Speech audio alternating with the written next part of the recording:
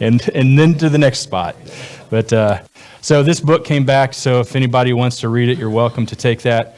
The last person who handed it to me basically said, hey, I didn't read the book, but I looked at the picture. So anyway, so you're welcome to take that and pass it around. You don't have to give it back to me whatsoever.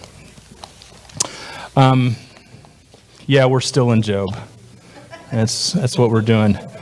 Not as long as some people. Some people go a year in some books. This is the longest I've ever done. We're in part... I'm on now. Okay. This is part 15, so that's 15 weeks we've been doing this. We're getting into the second part of God speaking. It's very, very interesting stuff here. Yeah, bookmark another one. That's going to be... So we started last week with God speaking to Job. You know, for tons of chapters there, tens of 30s, or however many there were, right in the middle between the first two chapters and where we started in 38, there's a lot of just back and forth dialogue. So if you've been listening to it or following the reading in this has just been an amazing amount of dialogue with no answers. And then finally God talks about all the stars, the earth, the constellations, the weather, the rain, and the clouds. And now he moves into the realm of the animal kingdom. And it's part of his 60 questions that he asked Job. Some say 66, some say over 70 questions that he asked Job. Did you do this? Did you make this? Did you come up with this idea, Job? And now it's with animals. Last week I mentioned two of them accidentally. I just went right on through 38 and just talked about two of those animals, but so I'm not going to cover them today. I think that was the lions and the ravens. Anyway, so he goes through, altogether, I think it's like 12 animals that he talks about. You know, in answer to Job, why am I suffering and all this? Let me show you the stars. Let me show you what I made. Did you lay the foundations? Let me show you some animals here, Job. This is what God does. After Job asked all these questions, he's now going through animals. I thought about a song by Haywood Banks. He's a comic writer. I think it sounds better when you hear it, so if you want to go and look at a YouTube video of Haywood Banks singing cartoon animals, you're welcome to do that. However, here's the lyrics to it. On the day the cartoon animals reverted to their natural state, all the kids agree it was a sight to see when they peeled off the paper and they all ran free. On the day the cartoon animals reverted to their original work, they threw off their anthropomorphic ways and totally went berserk. And there was Smokey the Bear choking on a camper, Smokey the Bear choking on a camper, Smokey the Bear choking on a camper, Boo Boo and Yogi dining in the dumpster. Well, look at old Mickey, that dirty old rat, got a mouthful of cheese and his head in a trap. Donald's in a Chinese restaurant booth with a ginger glaze and no sailor suit. And there's Smokey the Bear choking on a camper, Smokey the Bear choking on a camper. Smoking the Bear, it's much better with the guitar. Choking on a camper, Bugs Bunny in the laboratory testing mascara. Well, Rocky's just a roadkill squirrel surprise, only flying being done by flies. Bullwinkle's in the woods far away from here with a radio collar and a tag in his ear. And Smokey the Bear's choking on a camper. That's the chorus, by the way. Smokey the Bear's choking on a camper. Smokey the Bear's choking on a camper. Porky smells nicer on a spiral slicer. Goofy sniffing out drugs at the border. And Bambi's on the turnpike riding on a fender. And that's the day when the cartoon animals all leapt off the pages. So, like I say, it sounds better with music. Sounds a little harsh more as a poem. You know, there's all types of things, like when you hear rock music and all of a sudden you just read the lyrics and you go, I've been singing that. That's a really stupid song. I mean, you do that, right? You know, I can't get no satisfaction. I can't get no satisfaction. I can't get no satisfaction. And then, you know, there's more of that. So anyway, sounds better with music, and that's why music was invented by God too. First of all, we're going to look at the wild animals. We're going to break this into three sections of chapter 39. The wild animals. Chapter 39. I'm in the wrong thing. That's last week's marker. Do you know when the mountain goats give birth? He's talking to Job, God talking to Job again. Do you watch when the doe bears her fawn? Do you count the months till they bear? Do you know the time they give birth? They crouch down and bring forth their young. Their labor pains are ended. Their young thrive and grow strong in the wilds. They leave and do not return. Who let the wild donkey go free? Who untied his ropes? I gave him the wasteland as his home, the salt flats as his habitat. He laughs at the commotion in the town. He does not hear a driver shout. He ranges the hills for his pasture and searches for any green thing. Will the wild ox consent to serve you? Will he stay by your manger at night? Can you hold him to the furrow with a harness? Will he till the valleys behind you? It's a great question. Just picturing that. Will you rely on him for his great strength? Will you leave your heavy work to him?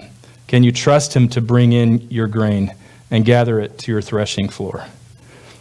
It's an amazing array of animals here, these three. And he goes through them. God continues with his questions to Job. Do you know when the mountain goat gives birth? Do you know, Job, how many months they will produce offspring? No. You don't know any of these things because I actually designed these animals, Job. I made them. I put the breath of life in them. I did all that, Job. And so because I've designed these things, you haven't really taught them anything. And what you may call as instincts, that's the way I designed them to be. If God is answering Job, like I said last week, like a ringmaster in a circus, showing and displaying different things. Now look at this ring.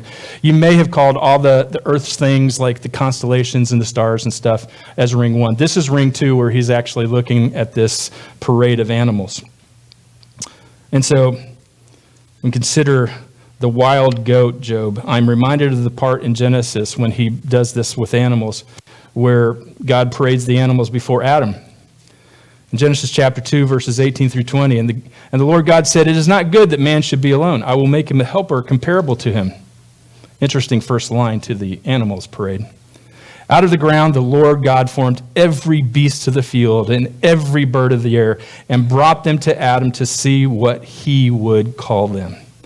And whatever Adam called each living creature, that's what its name was. So Adam gave names to all cattle, to the birds of the air, and to every beast of the field. I don't know how long that took, but he lived over 900 years, so I'm sure he had time to do some of this stuff. But for Adam, there was not found a helper comparable to him. It's a very interesting sandwich section here, isn't it? Can't find a compatible helper. I'm going to let you name all the animals. We're going to go through them all. And you're going to name each and every animal. Goat, cow, horse, platypus.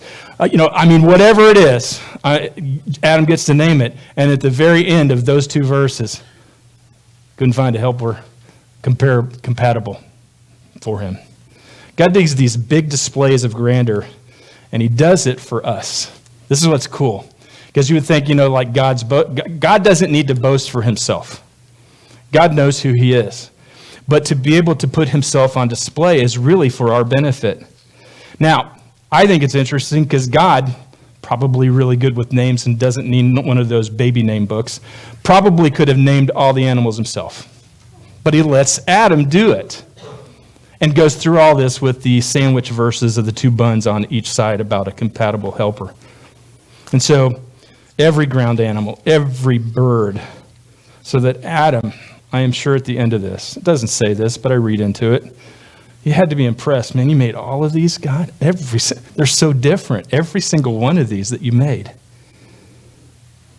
So, remember the other time that God paraded all the animals before man?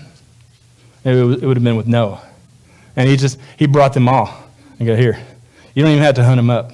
You don't have to call Suey or anything. I'm going to bring them right to you so we can get them all on the boat. I always found it amazing that, he was sorry that he ever created man and all that stuff, because of all the sin that was Noah and his family was only one. And yet he spared them, and for some reason, he put all his animals, he could have made new animals, right? He could have made a whole batch of new ones and just did the whole dust thing, but he preserved them. So I was thinking, I mean, this is where I went this morning when I was studying, and I shouldn't tell you what I'm thinking if it's not written on the paper. That's when you get real trouble. But I was thinking, you put Noah and his wife and the kids on a boat for over a year without tending animals. There's a reason you got to get up in the morning on a boat for a year. And so to be able to have, I mean, could you imagine he just did this so that they would have something to do and wouldn't be fussing and arguing with one another? That's what I was thinking when I was driving in this morning. But God took all the trouble to build a bigger boat. So, I just think it's funny. Job doesn't have to name these animals, which is good, but he's presented with this display of order and design and beauty and wildness, along with the dominion that God has placed us over the animal kingdom. I always like to think that when I'm fishing, that I'm practicing a little Genesis, that I'm practicing dominion over the creatures of the deep. I mean, I just want to pull out a little Bible thing, and there's times it doesn't look like I got much dominion at all. Anyway, although I think that does pose challenges as many times, to be able to see all this stuff. There is something that's beautiful and unique in the splendor, the variety, the creativity, everything that God touches.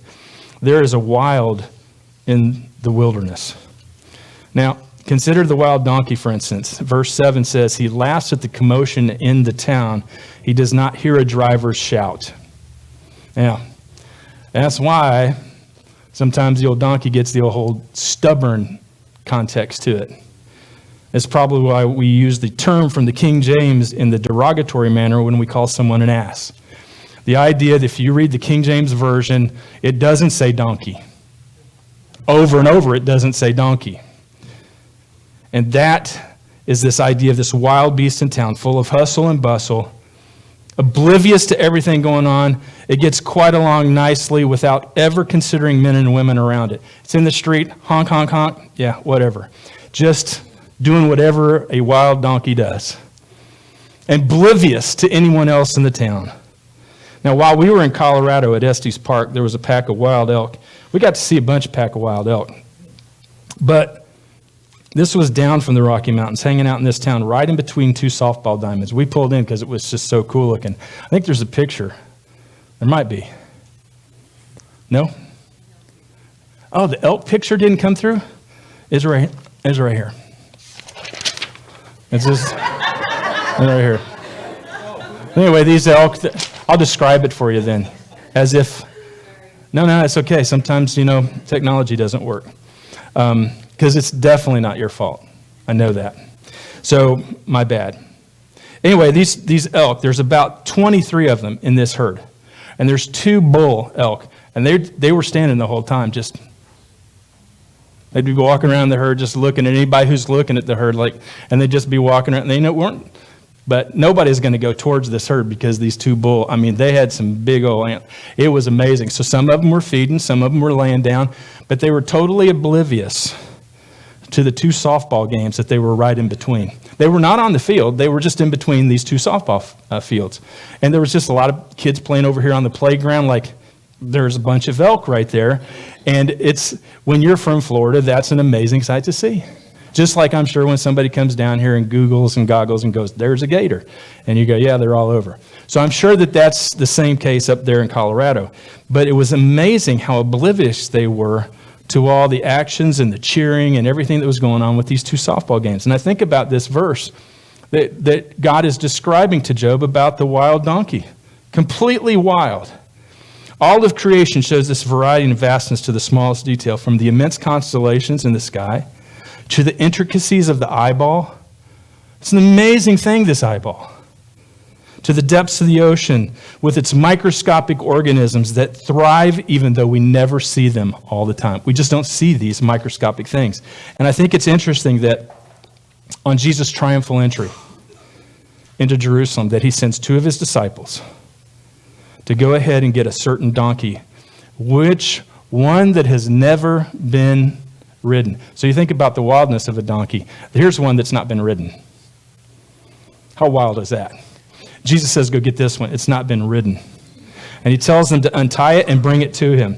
You can imagine kind of a request for that going, okay, we're going to untie a donkey that's never been ridden. Donkeys are wild in themselves. Here's one never been ridden, and Jesus gets on it. It's an amazing little story just tucked in there. Now, tradition likes to put the donkey bowing down at the cradle of Jesus. Probably have some ceramic ones of those anyway, right? All kneeled down on all fours. You probably have 10,000 of them. But anyway, it does have a symbol of lowliness. But it is also a character of stubborn wildness. And here is the Messiah riding on complete wildness coming into the city. It's just an amazing picture when you look at it. In Genesis 16:12, it was prophesied that Ishmael would be a wild donkey of a man, if you remember that prophecy.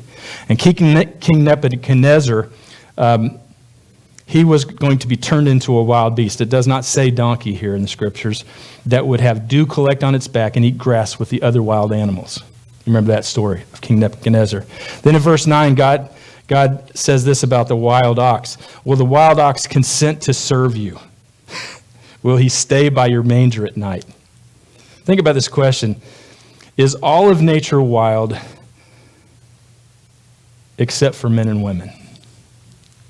It's a very interesting thing because we go, oh, don't mess with nature, it's really wild. And you see all this stuff, they get to be on the news all the time. Those that go look really close and take pictures of like buffalo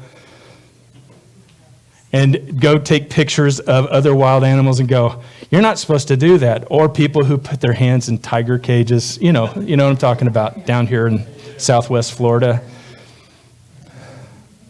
And we go, but they're wild. But they're wild, right? And so I thought about this, and the truth is really reversed. Even the wildest animals obey their creator. Human beings do not. And I thought, man, that is... We look at all this wildness and we go, yeah, but they're so untamed, but God designed them that way. God designed them to hunt, to eat, to go in herds, to do what they're made and designed to do. Even the wildest animals obey their creator, but we do not. James actually wrote this, James chapter 3, verses 7 through 8. All kinds of animals, birds, reptiles, and sea creatures are being tamed and have been tamed by mankind, but no human being can tame the tongue. It is a restless evil full of deadly poison. Last Days Ministries, Keith Green, remember them in Texas? They had one article on their Last Days Ministries newsletter one time where it had a lion tamer, and it's got a tongue up on one of those round things that a tiger would set, and it was called Taming the Tongue. It was a great cartoon look about what that looked like. Humans are the wildest of all. We have been given this thing called choice. The difference between us and the animals and their wildness is their glory. Our wildness is called sin. Isaiah 1:3, Isaiah wrote this. The ox knows its master, the donkey its own owner's manger, but Israel does not know. My people do not understand. Secondly, we'll look at a couple of other animals, the comedy and the absurdity. Verse 13 says this, the wings of the ostrich flap joyfully, but they cannot compare with the pinions and feathers of the stork. She lays her eggs on the ground and lets them warm in the sand, unmindful that a foot may crash them, that some wild animal may trample them. She treats her young harshly as if they were not hers. She cares not that her labor was in vain, for God did not endow her with wisdom or give her a share of good sense. Yet when she spreads her feathers to run, she laughs at horse and rider. It's a great verse. It's slight humor. Sometimes I actually try it every once in a while, and it goes, boom, it just drops like a bomb. Humor does, depending upon the hearer. But God's trying some stuff here that's pretty funny. Of all the 8 animals listed in chapter 39, the ostrich gets second most to the horse. The ostrich gets 6 verses, the horse gets 7. The horse may be a fast runner, but the weird-looking ostrich spreads its feathers to run, and she laughs at horse and rider. The average horse can run at an average speed of 30 miles per hour. The average ostrich can run at a speed average of 43 miles an hour. And I'm sure There's old black and white pictures that I've seen of ostrich races. You know, they usually have one of those carts behind it. But then there's people that have tried to ride them. Not as fun as apparently watching horses run. So yet comically, God says she lays her egg, even though she's faster than a horse, she lays her eggs on the ground, unmindful that a foot may crush them. And in addition, she treats her young harshly as if they were not hers. And then he says, for God did not endow her with wisdom or give her a share of good sense. This is really the first time, and I think probably the only time, that real humor is used by God in this book of Job. And you can try to imagine, I don't know if Job was ever in a laughing mood. But here's God saying, hey, consider the ostrich. She can run. She laughs at horse and rider. She spreads her feathers and wings. She lays eggs. She's unmindful. She's not got a lick of sense in that little pea-brain head that she's got and that long neck sitting on it. And so can you imagine trying to make Job laugh?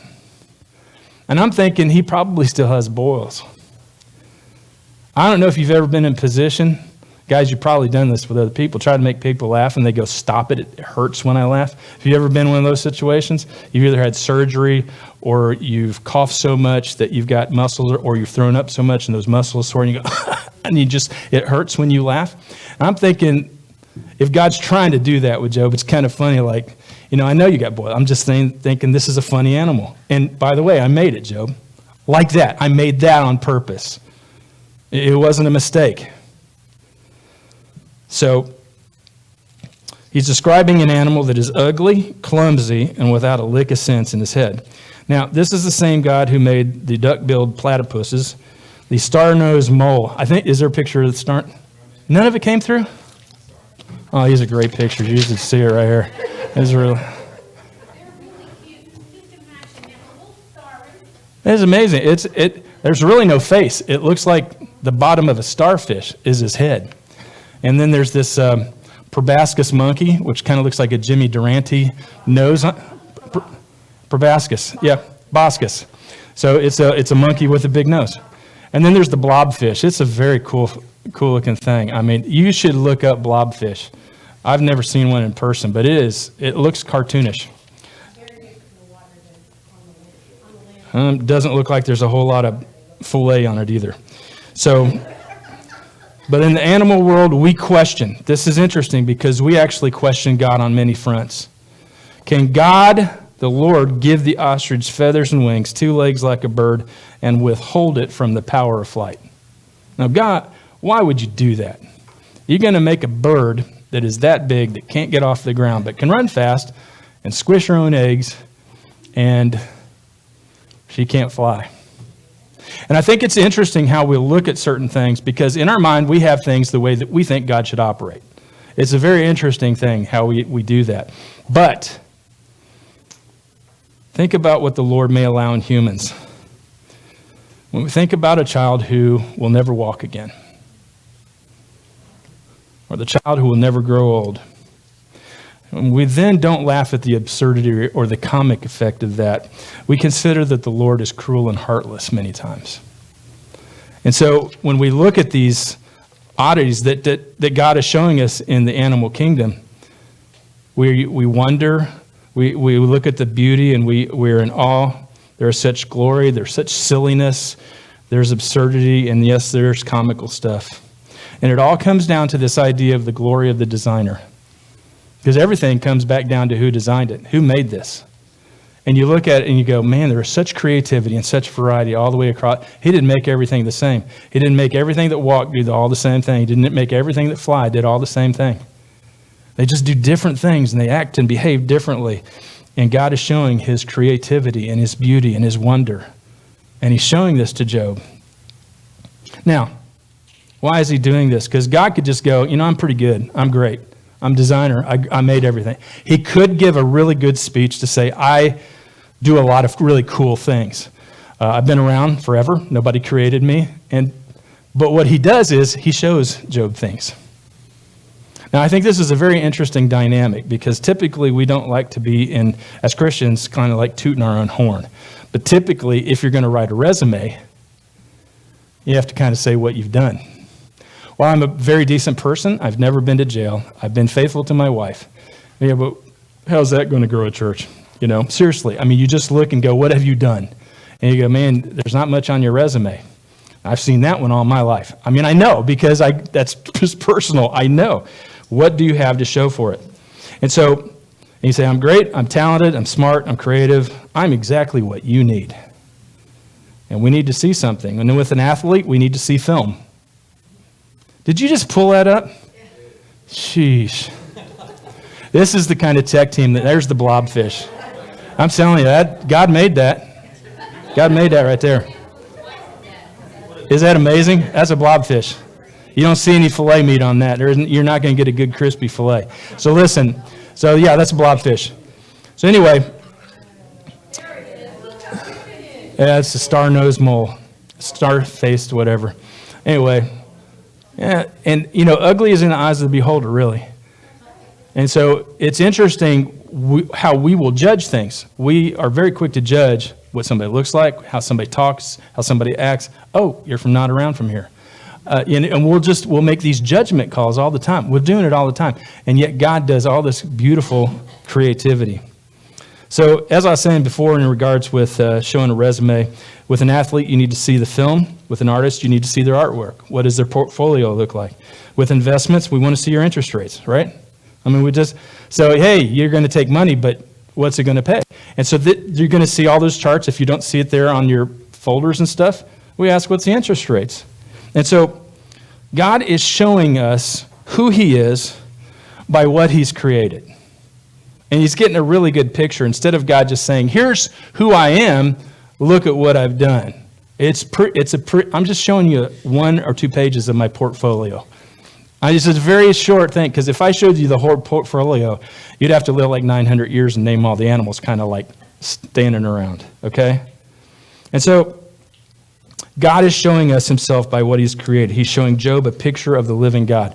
Now, I thought about this yesterday. On Elaine and I's first missionary trip, we went to Haiti. We went to a little city called Dessalines. It's north of Port-au-Prince. Anyway, it's around St. Mark's and stuff like that. So that was our very first one that we ever went to, 1987. It was with a missionary named Hollins Duhan, and he was from Baton Rouge, and just a great pastor, a great heart for people, loved the people of Haiti. Anyway, he taught it. He's one of those guys you'd sit around, you go, I could sit till 3 a.m. just listen to him talk and ask questions. Just a beautiful man of God. He's already with Jesus now. So anyway, by the way, those of you that actually read the newsletter, and there's, half of you here? So those of you that read the newsletter, it's not a front. You don't have to take it personally, right? Okay, good. Kathy will read it to you. So I always pick on Mike in regards to the newsletter. Anyway, never send him an email. So speaking of showing what you've done. Oh, by the way, newsletter. So I told the story about going up the Citadel and the horse going down. That's the same trip. Okay. So anyway, I'm talking to one of his partners, and I think he's gone to be with Jesus too, Louis Hall. He was from North Carolina. Louis Hall actually went to school with my father, and he was mountain North Carolina, and you knew it by the way he talked. But he loved Jesus, and he loved the people of Haiti, and he didn't know a lick of Creole at all, but he loved Hollins, and he served him till the day he died. Louis was telling us a story. I think it was just the two of us, and I was recalling this yesterday. There was one day that Hollins Duhan got arrested and taken into Port-au-Prince. Not into jail, but just like right into court. They went for 6 hours and told about how Hollins has brought in drugs, weapons, wants to take over the country of Haiti. 6 hours of testimony, one after another, police officers, city officials, and Louis is telling us this story, and it's like, man, this is incredible. And he doesn't have any representation. After 6 hours, Louis said this, after 6 hours, he goes, all I could do was just pray, because that's all I got. He goes, I can't help him. I don't speak Creole. I'm his friend, but Also, if I did speak Creole, maybe I could go to jail too. But he's sitting there listening to this testimony. He's going, man, this doesn't look good. It doesn't look good. Okay, Mr. Duhan, it's your turn to speak. What do you have to say? 6 hours of testimony. Straight. He got up and he said, and this is what Louis told us. He got up and said, before we got here, the children ran around with no clothes on, and now they are clothed. Before we got here, the children were starving, and they are now well fed and are fed every day. We've taught them how to make food from gardens.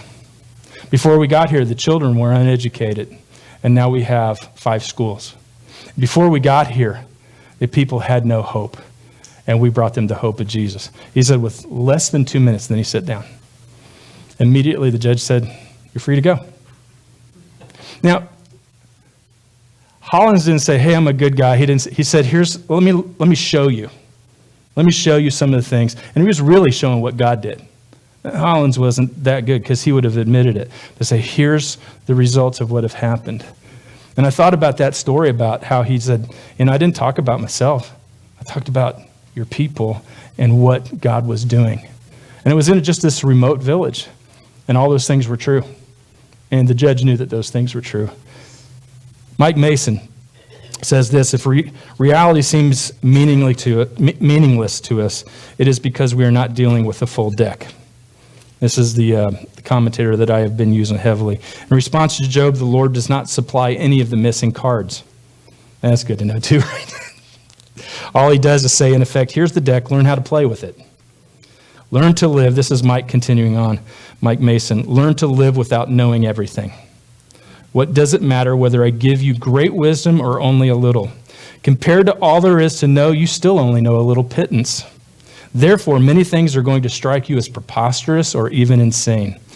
Get used to my absurdity and live by faith, not by sight. Mike Mason. And finally, Mason concludes a little bit further down in that chapter. He says, so, be like the ostrich. Though you cannot fly, you can still flap your wings. So flap them joyfully. And that's how he concludes that chapter. Number 3, the strength and the serenity of animals. Verse 19. Do you give the horse its strength or clothe his neck with a flowing mane? Do you make him leap like a locust, striking terror with his proud snorting? He paws fiercely, rejoicing in his strength, and charges into the fray. He laughs at fear and afraid of nothing. He does not shy away from the sword. The quiver rattles against his side, along with the flashing spear and lance. In frenzied excitement, he eats up the ground. He cannot stand still when the trumpet sounds. At the blast of the trumpet, he snorts, aha! He catches the scent of battle from afar, the shout of commanders and the battle cry. Then he switches gears from the horse. Verse 26. Am I going to do that? No, I'll wait. I'll wait.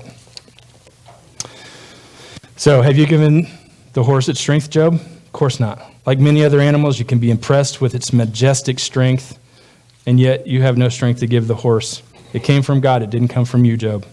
He mocks at fear. He's not frightened. He doesn't turn back from the sword, and Job could give no explanation for the warrior nature of a horse. And it goes against all reason and against self-interest of the horse. In John Trapp's commentary on Job, he wrote this, in this creature, therefore, we have a clear instance of the wonderful power and wisdom of God. If the horse be so strong and warlike, what must the Almighty, the creator of that horse, be like? Then he goes off to the majestic hawk and eagle in verse 26. Does the hawk take flight by your wisdom and spread its wings toward the south? Does the eagle soar at your command and build his nest on high? He dwells on a cliff and stays there at night. A rocky crag is his stronghold. From there he seeks out his food. His eyes detect it from afar. His young ones feast on blood, and where the slain are, there is he. Now, what God is showing Job here in the final parts of this particular chapter, and to all of us, is to look at the most ordinary of things, and at the same time show the extraordinary nature of them, their beauty and their wonder. And I think we're inundated with our perception of the crumbs of God every day until one day we look at it and we go, wow, look at those stars. You ever do that? You're just like, hey, they're out there all the time. And then you just take that moment, we usually call it smelling the roses. The idea of looking at the moon and going, I mean, you can see like these craters, and I don't have a telescope or anything. I was doing that last night, just sitting on the driveway, and I was looking at, it was milky because the clouds were in front of it, about a 3/4 moon. And I was thinking, man, it is so brilliant when it's a full moon. And it's just, you know how like when the sun, I mean, it was made to be reflective, and all that dust on there to reflect back to the earth. And yet, we got up there and found out what it was like to walk on it. Then I thought about, the whole understanding of a full moon is so weird. We never actually get to see a full moon. We only get to see half a moon. Other sides over there where we can't see it. That's the nature of a sphere, by the way. You cannot see that's why we take the map of the world and we slice it all up so you can see it in humps, and then you go, oh, that's the whole world. But and you're looking like, you really can't call it a half moon because you can't see the full moon because you just can't do it. So I thought, well, we'll go with full moon anyway. I mean, that's what the weather people call it. So, but I'm going, you can't even see a full moon. There's this whole other side that's all dark. Anyway, yeah, my mind works in mysterious ways. When we slow down and we look at the wonder of a cloud, you ever look at clouds and then all of a sudden you see shapes in them and you see animals and different things? Oh, there's a cross. Oh, there's a gator. And you look at them and you just go, for real? Look, no, Elaine, seriously, look at that right there. And you just look, there's clouds in the sky all the time. But every once in a while you'll slow down just enough to go, this is just amazing. How many daggum sunsets do you need to see to stop being wondered? I'm just amazed at God's creativity. We look at the cloud, the sunset, the eagle, the way a tree is growing in a crooked way, the beauty of a stream, a waterfall. And it's all of a sudden as if scales have fallen from our eyes and we go, doggone, look at that. When we slow down enough. God continues to pour out speech out of his creation all the time. All the time he's talking. The Bible says that. The cross of Jesus is the pinnacle of his love letter, but God has written pages and pages of love letter through his creation, and even in the relationship that he has given us with each other. And after considering many land animals and the wisdom and mystery surrounding, now God turns to a majestic bird, the hawk. Job cannot explain, much less create the mechanics of flight for this noble bird. Job was equally powerless to explain the eagle and its ways. I remember about 10 years ago, we used to like to go as a family, go to 6 Mile Cypress Slough and walk around there. There's a neat boardwalk, and you get to see all kinds there's this kind of lake there with a lot of aquatic birds. And you can see gators and hogs and numerous birds. And just after we had, on that one part of the lake when you start, where there's like a little kid's amphitheater type place there, and just after you get back on the path there, we heard this squawking to our right. It's about 10 years ago. And we had all 4 of the kids with us, and they were still dependent on us then. And so we look over to the right, and there's this hawk that landed on a stump. It was a red-tailed hawk. Had a squirrel. We were mesmerized for the next 20 minutes watching this hawk eat. And, hawks eat all the time. But for some reason, we were just watching that and just watching like it doesn't really eat with its hands, it eats with its beak and everything. It's got these talents, and the squirrel's still moving, and he's just ripping it up. And it's just an amazing sight to be able to go, here he is feeding the way God designed him to catch and to eat. And why are we just staring? We were in awe. We were in wonder of what God had done in regards with how he's made stuff and how he's made all this order. And what we might say, we'd want to interrupt and save the squirrel and go, and starve the hawk. And it's just a very interesting thing as we look at this stuff and just allow God to be God in it. But G.K. Chesterton said this. He writes that the way God describes all his wonderful creatures and parades them before Job, God makes this parade to be like a psalm or rhapsody of a sense of wonder. The Maker is astonished at all the things that he has made. Hey, look at this, Job. Hey, look at this. Hey, look at this. Look at this, Job. Chesterton goes on to conclude that the riddles of God are more satisfying than the solutions of man. That's a very interesting comment that Chesterton makes. and that man is most comforted by paradoxes. Now, if we admit it deep down sometimes on our surface, if we admit it surfacely, we'll just go, no, I want just give me the straight up answer. Tell me how this works. Tell me what's going on. What's the reason behind this? But to be able to go, man, God's good. I got to trust him on this one. I actually have to release this. We find it exasperating or exhausting in our own lives that, like Job, God doesn't give us any reasons for long periods of suffering. At the very end of this whole book, we're going, well, I was kind of waiting for how this is going to work out so I could actually apply this to my life to be able to go, oh, you just take 3 of these, or you say this, or you do this prayer.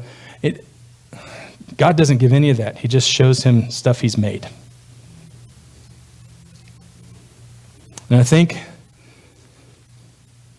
we tend to miss the point of the final chapters of the book of Job. While it is all true that the Lord's answer to Job is neither logical nor theological, it is not the same as God not answering at all. The Lord does not give an answer to Job. What the Lord does is he gives himself to Job and says, this is all you need. Now, here it comes for us. All y'all have, or are currently going through some stuff where it's out of your control and you don't see an end to some of the stuff you're going through. Even when you're in it and you kind of logically go, this probably won't last long, but you still go, this seems like forever right now. And basically what we want God to do is to stop it right now. That's what we're asking for. Will you stop it, or will you make everything whole? Will you make it to be like it used to be? All right? Because then it was fine. We lie to ourselves and we go, but then I had no problems. Yeah, that's not entirely true if you're a human. But we always think going backwards or things like they were or restoring things will now make us whole. And God always, always. I was thinking about this morning. This one's not on the screen. It's extra credit. You probably heard this before, but in Isaiah, the children of Israel in captivity in Babylon. Getting ready to go divide a kingdom. This is all part of the very beginning of Isaiah talks about it when they were together, but now they're in captivity. And you remember, because they were asking God, hey, we're in captivity. We know we've done bad, but we're really, really sorry. And, we understand a couple of days of captivity, but really not the years thing. So if you could just relent and let us out, and so that we can go back, we promise we'll behave. It'll all be good. And anyway, it starts out in Isaiah 40. Oh, I just missed it. Oh, that's my little, thank you. And Dick gave me one of these little magnetic things. It's very cool. Comfort, comfort my people, says your God. Can you imagine him saying this to Job? It's the same stuff here. Watch this. Comfort, comfort my people, says your God. Speak tenderly to Jerusalem and proclaim to her hard service has been completed. Her sin has been paid for. By the way, they're still going to stay in captivity. He's not taking them out, okay? Look what he says. I'll just pop a few verses. All men are like grass, and all their glory is like the flowers of the field. The grass withers and the flowers fall, because the breath of the Lord blows on them. Surely the people are grass. The grass withers and the flowers fall, but the word of our God stands forever. He basically says, yep, you're going to die. You guys are just like grass. You're going to dry up. You're going to die. But just to let you know, the word of the Lord stands forever. Now, like Job, the people of Israel who are in captivity are going like, okay, we kind of know that. You know that you're in charge and that you're God. However, we're still in captivity, just so you know.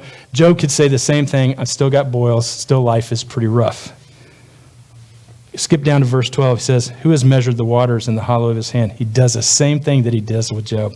Who's measured the hot waters in the hollow of his hand, or with the breadth of his hand marked off the heavens? Who has held the dust of the earth in a basket, or weighed the mountains on the scales? God's asking questions again. Who has understood the mind of the Lord, or instructed him?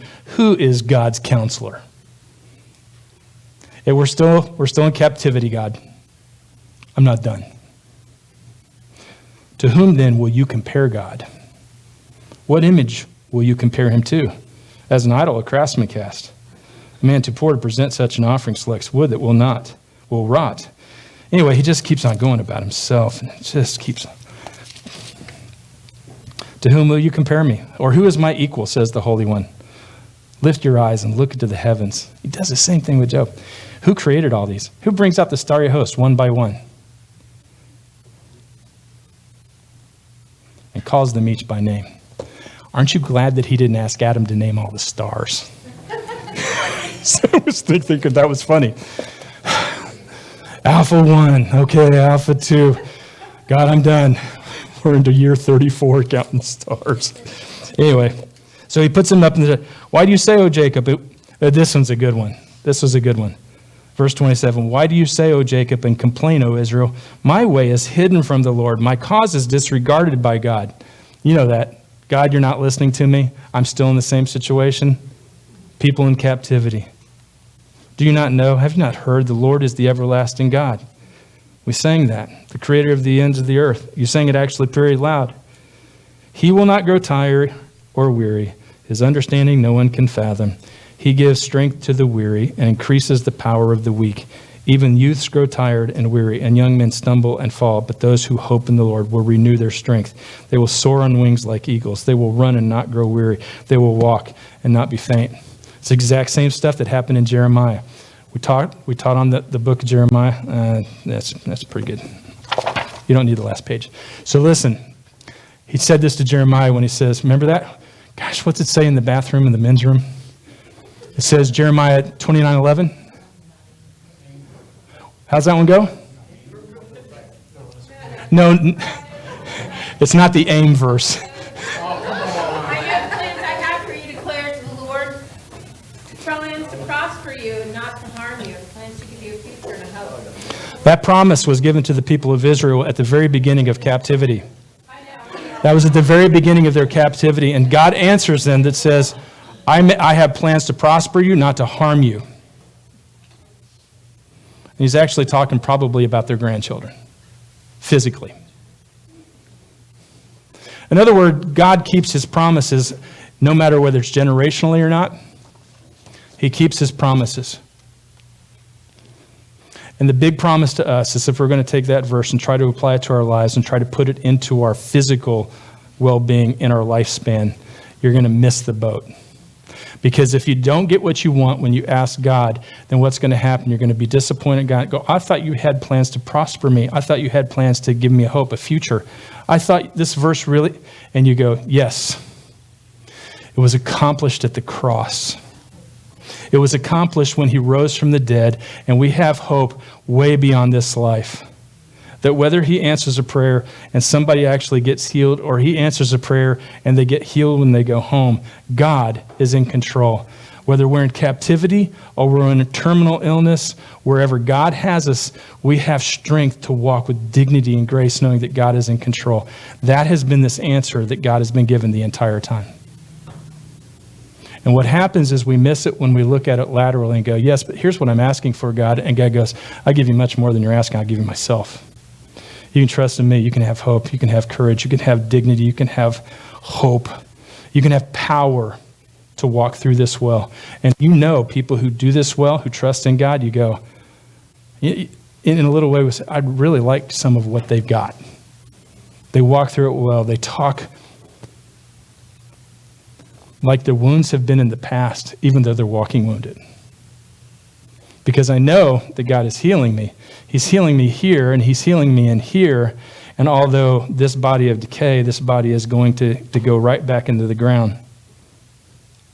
I trust God enough that no matter what this looks like, the good, the high, the bads, the uglies, the raises, the firings, the great wealth, the great poverty, no matter what it is, you go, I trust you. You're in control. Oh, let me ask you some questions while you're suffering. Consider the donkey. Consider the ostrich. Consider the wild ox. Consider the raven. Consider the hawk. Consider the eagle. Look at the constellations. Look at the sun. Did you make the rain? And God just goes off about who he is. Now here's the whole thing at the very end of this thing. This is really fun. Job still does not know about the meeting in heaven with the devil to be able to go, have you considered? I know you said you were running around the earth looking for whom you may devour. Have you considered my servant Job? that God puts him up to it the whole time and trusts Job enough to be able to look to him in faith. I pray that your faith increases through this study in Job. I pray that you would continue to trust God no matter what it looks like, that as you seek his face, that you're always going to feel and know that God is enough without God plus something.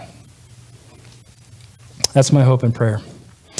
If you need to surrender to God today, give your life back to him, you're welcome to come forward. If you need prayer, if you need to repent, anything that you might need, you're welcome to come forward as we stand up and sing.